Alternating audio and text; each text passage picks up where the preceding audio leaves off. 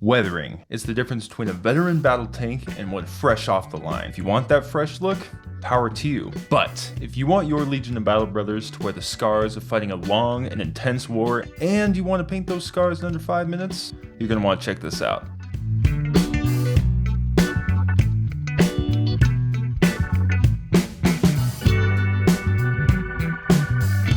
All you need are two colors, black and a metal color of any color you want. I like to try and stick with the metal color that matches the base metal plating on the vehicle before it was painted at the factory. In most cases, that is Citadel's lead belcher. It's awesome. Get some. To apply the paint, you'll need two tools besides the paint, of course. You're gonna want a small paintbrush and you're gonna want sponge. Now, you don't have to use a sponge brush. As you can see, I actually ripped the corner off of this one so I could get a more textured look, and you'll see that later. It doesn't have to be a sponge brush, but it can be any kind of sponge that has that tight sponge pattern, kind of like this one. It leads to a really good result, and I've seen it work really well. First, start with black paint.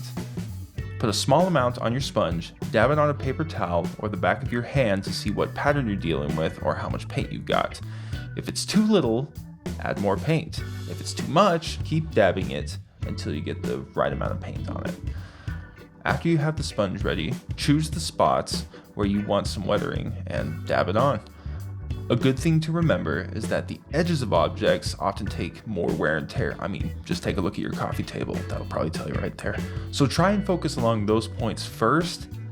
Then you can move on to the flatter parts of your vehicle, where bullets and debris may have ricocheted or fallen onto your vehicle in the midst of combat. I imagine that after hundreds of hours flying through the air at high speeds, this airspeeder has more weathering on the front of the vehicle than it has on the back, so I'm going to focus more on my weathering on the front.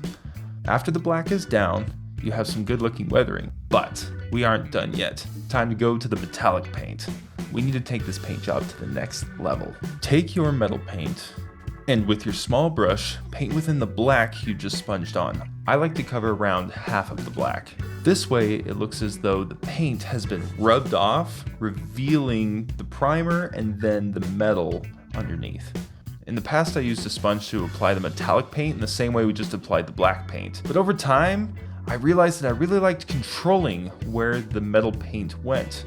Dabbing it with the sponge does make it a little bit faster, but it makes it harder to control, and the brush gives me that control that I want. I think this looks pretty good, but I think to make this look a little better, we should start chipping off that orange paint. The two colors I used to base coat this model were Army Painter Uniform Gray and Citadel's Corax White. It's not white, it's a gray. Hate this paint. But I used it. Using a brush, either the small brush that we just used for the black or maybe a slightly bigger one, I'm gonna mark the orange in lines and scuffs and maybe chip it around the edge. It makes it look like the paint's chipping off, which is totally something you'd see in a wartime flying vehicle.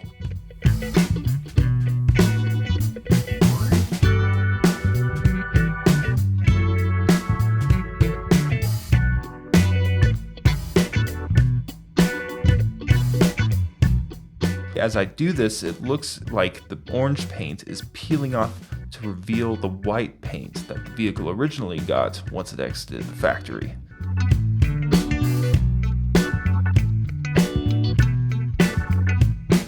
And with that, that's it. You got yourself a weathered vehicle ready for the battlefield. So, just to recap.